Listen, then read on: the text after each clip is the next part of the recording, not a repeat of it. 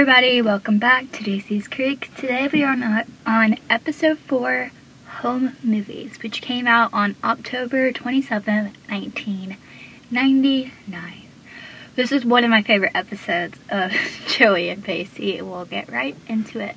But before I say anything else, I want to say if you want to get in contact with me, make sure to follow my Instagram, that's Witter and Potter. Make sure to follow my TikTok, that's Pacey and Joey. And make sure you watch the YouTube channel, like, subscribe. Even if you are watching it on or listening to it on Spotify or wherever you get your podcast, I want to say it would mean a world to me if you go on the YouTube channel, subscribe, or comment below, tell me how you feel. So without further ado, let's get into it. So the first scene that we have is scene 1 of Pacey. And they are in Dawson's room, and Dawson is going through a pile of tapes, and Pacey is coming in carrying some type of equipment. And Pacey says the Commando 64, the dart, the lawn dart, the rock and roll summons robots, super sugar crisps, the laser disc, and now back to from the halls of adolescence, the magic machine. And Dawson says, "Hey man, you're a lifesaver. I got less than 48 hours to become an expert documenter, and all my mom's new pals are on the beaten." And Pacey says, "What?" Dawson, leery and quining the incredible world to make us for Kirby's reality of real life. Has the world spin off a course? Has Dan Lennon spot at Black Adish? And Pacey says, "More like my mother being dangling from a fat carrot. Human interest story she was working on a network filled out at the last minute." And Pacey says, and Dawson says, "And she says that I can edit some raw footage by Friday morning. There's a chance she could whip it into shape and air it that night." And Pacey says, "Hey, it's a chance of a lifetime. That makes a guy change his vision." And Dawson says, "Well, it's temporary change. As soon as I get my foot in the present door, I'll be right back into a magical land of make-believe." And Pacey says, "I don't know, Dawson. I mean, you got an amazing opportunity here to get your whole gen real-life stories are compliant narrative." And the narrative. And Pacey says, that's what Dawson says. And Pacey says, "Look at everything that's been happening in your life lately.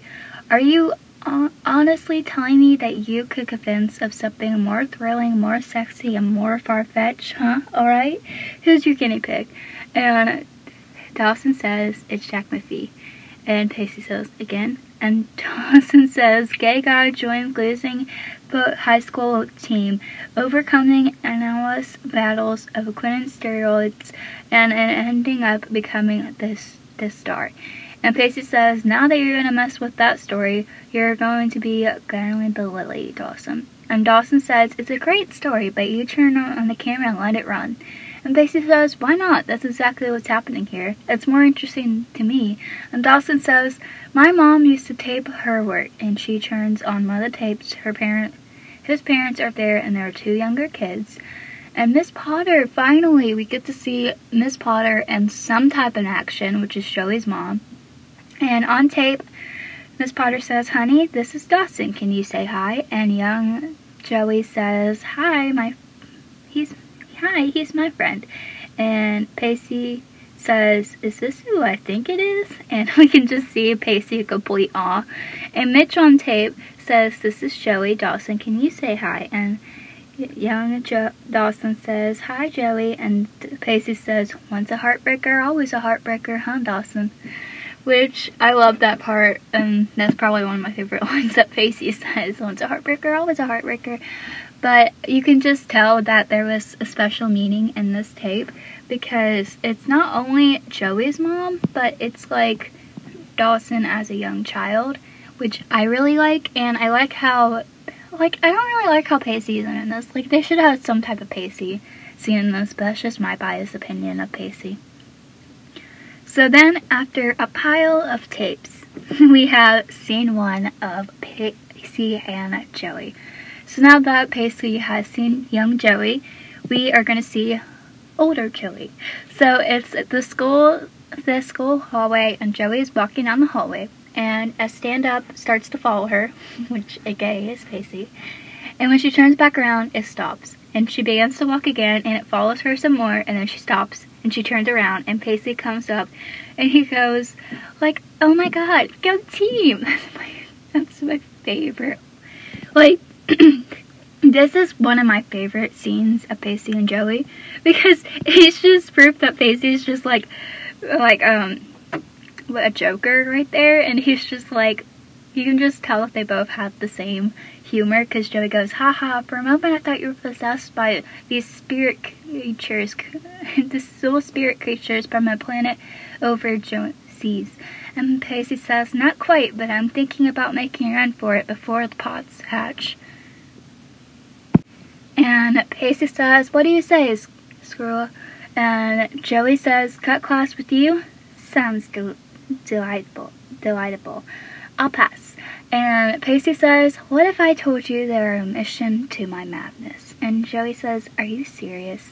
And Pacey says, but of course, see motion and style, sure to request the presence of the madness for a very pressing appointment. Yeah?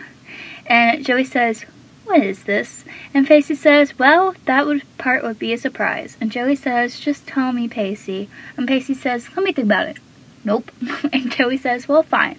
You won't tell me, that I'm not going anywhere. And Pacey does this thing where he goes, oh, little Joey Potter, you're so cute. And he, like, squeezes her cheeks, and it's just so funny to me, because I'm like, Pacey, what was that?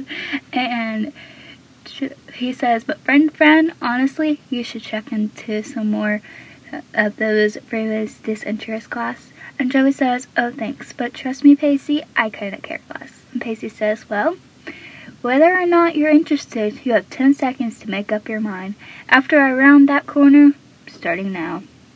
And you hear him go, 1, 2, 3, and he's just like counting around the corner. He goes around the corner, and Joey like watches him go, and she just kind of stands there, and then she realized that she should like go over there and figure out what Pacey's doing. And this is my favorite line. 6 seconds? 6? I mean, come on, you have no pride? I thought you'd at least make it to 8. And Joey says, I love you. And it's just like, you can see like the sense of humor that they have, and it's just so funny to me, because I'm like, me too, Joey. Like, I love how Pacey just starts counting, just knowing that she was gonna come, and then like kind of just like was like, are you kidding me? Only 6 seconds? Like, that's the time that you take. So then the next scene that we have of them is they're on a deserted road, and they're walking, and Pacey and Joey says, this isn't a surprise, Pacey. It's a death of march on a desert road. And Pacey says, we're almost there. And Joey says, why didn't we drive? And Pacey says, because, Potter, on an occasion, my father actually likes to use his car. Again, I love when Pacey calls her Potter. It's just, mwah, we love it. And Joey says, so I risk my future to cut class so I can stand in line on a post office and then run 5 miles through the wilderness carrying some stupid package. Which, I love how, and there was a scene where, like, writing it from the Man to Hold, you know I'm always talking about the Man to Hold, and on one of them from the last episode that we had, she wrote where Pacey and Joey were going to get Andy, and she made it where Pacey, like, told Joey to get on the bicycle and ride, like she was on the handlebars, which was something that Pacey Witter would honestly do, and I just love that. So that kind of reminds me of this scene. And Pacey, like, kind of groans. Oh, it was 2 episodes ago. It was the one where Pacey figured out that Andy was cheating, so it was the homecoming episode. And Pacey moans and says, you know, did you ever stop to think about how much hormonally changed energy you waste on the quick grips and the bickering banners? Your life would be considerably more productive if you oh, what is that? Some more action? If you took more action. And Joey says, oh, like voluntary manslaughter? And Pacey says, well, how about you, like, sticking up your thumb, huh? And Joey says, oh yeah, what else? Maybe hike up my skirt, pout my lips, scrape some sexy pose for a horn trucker. Stick out your own thumb, you sexist toad. And I love this scene because it just, like, shows, like, how they're bickering again, which they may be, like, friends, but it's still the sense of humor. But I love how Pacey replies back to this. He goes, I'm not a sexist. I'm a pre-feminist, okay? Ever seen The Sure Thing? That film outlines progress, one of simplest truth. The woman standing on the side of the road, even one of the squirrels, such as yourself, has a better chance of flagging down a car than a guy. And Joey says, I'm the only one here with the opposable thumb. I guess it's just me to use. So there is something that I want to say with the opposable thumbs. Like, I have a little thought about this. So there was a podcast episode that I was listening to on Spotify. I can't remember where it was from, but it was about how people in Mexico get kidnapped and they, like, get ransom for a while and la-di-da-di-da, which is a very big deal. The reason why I'm saying la-di-da-di-da is because I'm getting to my point. So in Mexico, there was this woman who has been kidnapped for, I believe, I don't know how long she was kidnapped for, but she was, like, trying to flag down some people, but since she was, like, so, like, beaten up and looked so weak, or maybe it was a man, he looked so weak that no one knew who this person was, so they weren't gonna flag it down. So, I mean, as long as you look good, people will help you, but it was just one of those things where I'm like, wow, no one stopped to help. So I'm like, the fact that they believe in this episode that someone will actually help a teenage girl, unlikely. And so she puts her thumb out, and Pacey being Pacey, just jumps into a bunch of bushes. I'm like, I remember the first time I watched this, I replayed it over and over and over again. I was like, what the heck is this? And the car stops, and Joey looks in to see Principal Green. And Joey says, hi. And the Principal Green says, today is your lucky day, Miss Potter. Need a ride back to school? And Joey says, thanks. And then coming out of the bushes is Pacey Witter. And Pacey says, oh, Principal Green, who, thank God you're here. And preparing for our bonus assignment, it appears that Josephine and I, we wandered specifically far away from the school, and we anticipated, frankly, I was beginning to worry that we're not going to make it home by nightfall. And Principal Green just laughs at the humor that Pacey has, and it's just proof that the school system is a lot better, because I think if it was the last principal, they would have been definitely not having the reaction. And so Principal Green's like, that's a good one, Pacey. And Pacey says, well, you know, let it never be said that I'm lacking creativity department. And Principal Green says, let's hope you're not lacking in the translation department either. Now put that poison oak down and get your butts in the car. And Pacey says, hey, after you, Josephine, which I don't know why he calls her Josephine. Like, that's my favorite part. Like, he doesn't call her, like, Joe or Potter or anything else. He goes, after you, Josephine. I'm like, why did you, oh, okay. Like, alright, Pacey, I see you. So then we have scene 1 of Joey, which I think it was kind of like out of order, but another way I don't think it was, because I went through like every single one. Anyway, so this goes to her job, and Joey's working, and Dawson comes up, and Dawson says, "Hey," and Joey says, "Hey," and Joey says, "You must be lost. Bingo Creek is over by the creek, right past the Brainless Bay." And Dawson says, "You need to save your ammo, Joey. You and I aren't speaking terms." And Joey says, "You mean you guys actually aren't talking?" And Dawson says, "Among other things, yes. I need your advice." And Joey says, "What else are dumb ex-girlfriends for?" And Dawson says, "It's my father." And Joey said, "Your father? What about him?" And Dawson says, "Well, he told me to do the story on Jack and the football team." And Joey says, "He did?" And Dawson says, "Well, not in so many words. He thinks it justifies his career. His other chances about would weigh." And Joey says, "No offense, Dawson, but naturally the crossing..." And she says, "No offense, Dawson, but the national television broadcast kind of overshadows a high school football reality." And Dawson says, "You had a thought, I don't know. I mean, look at the point of view, you know? The last couple of years, his cup hasn't exactly rummed over. He's given his dream restaurant idea. His wife stepped out on him with the Cape Side equivalents of Ted Knight, and his not exactly shining as a substitute teacher." And Joey says, "So if you think you go ahead with the story, he may lose more than the game. He could lose self-respect." And Dawson says, "Yeah, but what do you think?" And Joey says, "Well, I think that the swords that your father and son has finally crossed in conflict. I mean, face it, Dawson, this is the stuff of Greek drama." And Dawson says, "Yeah, but this is a tragedy or a comedy." And Joey says, "Sometimes we fight with our fathers and they respect us, and sometimes we fight them and we lose them forever. You have to decide on if you want to live your life, you know? What can be tolerated and what you'll be worth losing." And Dawson says, "Oh my god, this is so important to me, but if I do it, it will kill him."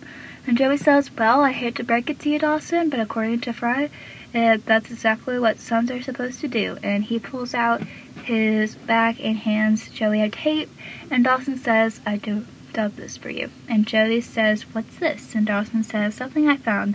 Made me smile. I guess you can call it a thank you." And he hands the tape to Joey, and she sighs. So, I feel like this was kind of out of order a little bit, but it was part of the show, so I like that. And another point that I want to make is when Dawson was coming to Joey for fatherly advice, I found that very, very ironic. I mean, there was a point where Joey had to, like, lose her father over something, and I'm like, Dawson, you're literally asking Joey for fatherly advice, but you were the one who sent Joey's dad to prison. But okay, you do you. That's how I kind of felt about it. I was like, Dawson, what the heck? And so when Joey was like, "You'll lose him forever," she was kind of pointing out how her dad was gone to prison forever, probably. Supposedly. And so then we have back to scene 2 of Pacey and Joey. And it goes into Principal Green's office, and he enters the office, and Pacey and Joey are sitting there waiting for him. And Principal Green says, "So, since Mr. Witter's attempt to lie to me was so creative, I've come up with a little creative response in kind." And Pacey says, "Well, coming from a just-minded soul such as yourself, I'm sure your punishment will be nothing but fair, sir." And Joey says, "Oh, thank you, Eddie Haskell." And Joey says, "Where's your school spirit, Josephine?" And Joey says, "I think I left it cowering in the bushes." And Pacey says, "Now that's a gross misconception. I heard myself upon the flames of responsibility." And Joey says, "I hope a deer tick crawls in your ears and lay eggs." Which, if you have not seen this blooper, I watched this blooper over and over again because I think it was like a 3-minute blooper of just Katie Holmes just not saying this right, and I had to point it out because she messed up. "I hope a deer tick crawls in your ear and lay eggs," and you can just tell that Joshua Jackson, who plays Pacey, was just amused by this, like, why can't you get this right? And Principal Green says, enough. Honestly, I'm not sure how to get the two of you. But since obviously you have affinity for one of each other, here's what I have in mind. And he grabs the box from the corner and brings it over to them and pulls out a mule head costume. And Joey says, no way. And Pacey says, oh, that's not going to happen. And Principal Green says, oh, I'm glad we're in agreement here. And you can just tell that Pacey and Joey are just like, they're not like flirting with each other or anything, but they are bickering back and forth, which is a Pacey and Joey thing. And I just love how she's just like, I hope it's your tick crawls in here and lay eggs. Like, okay, that's the best you could do. But I do love how Pacey says, where's your school spirit, Josephine, when obviously like there was a lot of things like going on with them too. And one of the things that was going on was they were skipping school because the school spirit. And you can just tell that Pacey is just trying to get on Mr. Green, the Principal Green, good side. So then we have scene 3 of Joey. So it cuts to the sideline where Pacey and Joey are there with the box containing the mascot costume. And Pacey says, just think of it as meta acting. And Joey says, think of it out of the question. And Pacey says, I'll flip for you. And Joey says, not a chance. And Pacey says, die boo. And Joey says, forget it. And Pacey says, fine, I'll just cut out the chase for you, please. He like grabs her and he like pulls her down. And she's like, please, please, please, please, don't make me go back there. And he's like on his knees. And Joey says, look, I'm supposed to be at work right now making much needed money, but instead, because of you, I'm standing on a football field riding on the real end of a mule. And Pacey says, fine, I'm just gonna give you a warning. Fair warning. And Joey says, what? And I love Pacey's eyes in this. Like, he like gives like this little pout and he says, I tend to get a little car sick in the back seats. And Joey just looks at him like, you gotta be kidding me. And she puts the head on him.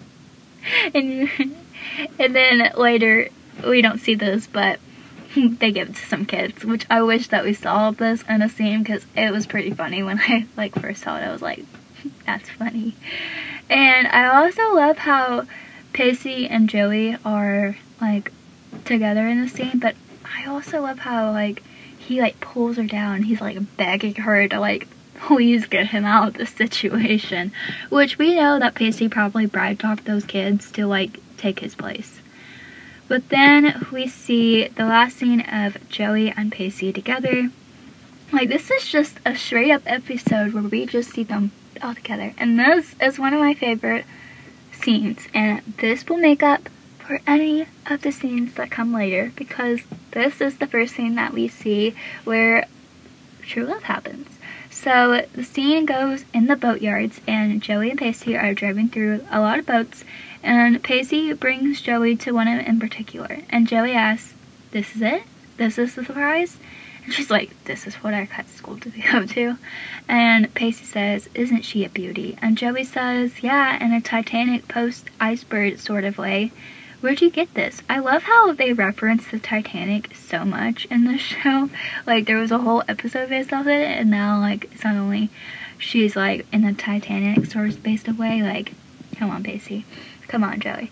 And Pacey says, this is a friend of my brother's. He worked down in the Marines. He rescued her after the hurricane. I love how he says her. Like, that's so sweet. And the guy who owned her didn't want her anymore. So I considered him to sell her for me for like $200, and by the time it would take to finish the boat, and I'll take it even if it's this boat to float. And, oh, sorry. I just skipped a line. And when I finish this boat, it will be a sure perfection. And Joey says, look at that. Pacey, do you even know how much money and time it will take this boat to float? And Pacey says, yeah, not a minute more or less than long as it takes me. And he says, you watch, Potter. A couple months I'll be sailing this baby around the world. And Joey says, I hate to break it to you, Captain Stubbing.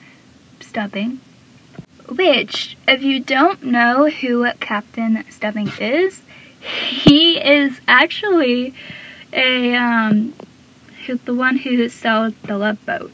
And I just find that really funny. It's a TV show, and I heard it from, like, Dawson's Critique, but it's from the show The Love Boat, where it's like a comedy, and I laughed at this when I first heard it on Dawson's Critique, and I just had to give them credit for that, because I found that, like, genius right there. So then it goes back by saying, but you can't sail it around the world in a 20-foot boat. And Pacey says, sure I can. And Joey says, where are you going to get the supplies? And Pacey says, hey, the U.S. Marine was no bigger than this, and they found room for Mr. Holmes' money, and all the professor's tool, all the ginger's clothes. And where do you think you're going? And because Joey's trying to climb up the boat. And Joey says, like, she smiles at him, and she says, permission to come aboard? And Pacey says, permission granted. Which, if you don't know, that is every edit video that we ever have, because it's just one of those cutest things. Like, you have to go on the boat and you have to say permission aboard. Like, that is the rule. And Joey thanks him, and Pacey says, and now the purpose of our little fun and the trilogy. And he opens the package that they got earlier, and Pacey says, what do you say? And Joey says, true love? And Pacey says, yeah, it's my girl's name. And Joey says, it's kind of high on the screwing factor, huh? And Pacey says, acutely. Or Joey says, well, Pacey says that, and Joey says, acutely, but sweet. And Pacey says, remember I told you I needed some help? And Joey says, with what? And he hands her like a sander. And Pacey says, start sanding. And Joey says, you're so overboard. I love how she says overboard. Like, that was kind of funny to me. But in this scene, like, we see true love signed for the first time, which, foreshadowing, pretty sure. And this boat is gonna definitely get us towards the end of the season, which we will talk more towards that. But it's like the first introduction of what their, like, Dawson's Creek had in mind. And I love how Pacey, like, dragged Joey along and finally told her everything that was happening. I love how he was just like, that's my girl's name, like, you know.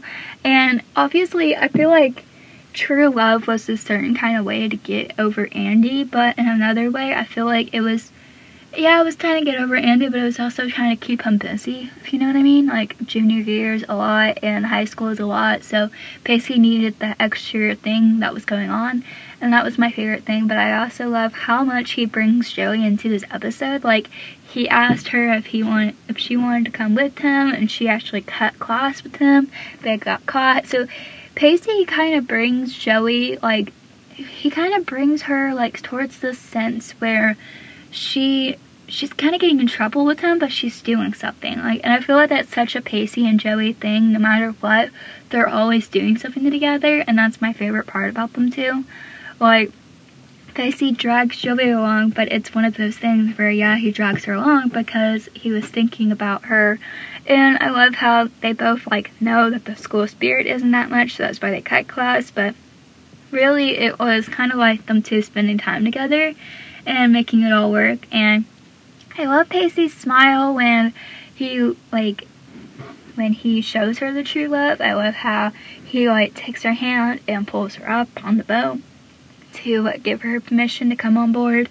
And those are, like, my favorite things among this episode, because it's honestly something that we're gonna remember for a long time as, like, Pacey and Joey fans. If you're listening, obviously you're a Pacey and Joey fan, probably, hopefully. And we all know that, like, throughout this whole show, like, this is the one thing that really sticks out, and it's gonna come back in the end of the episodes of this season.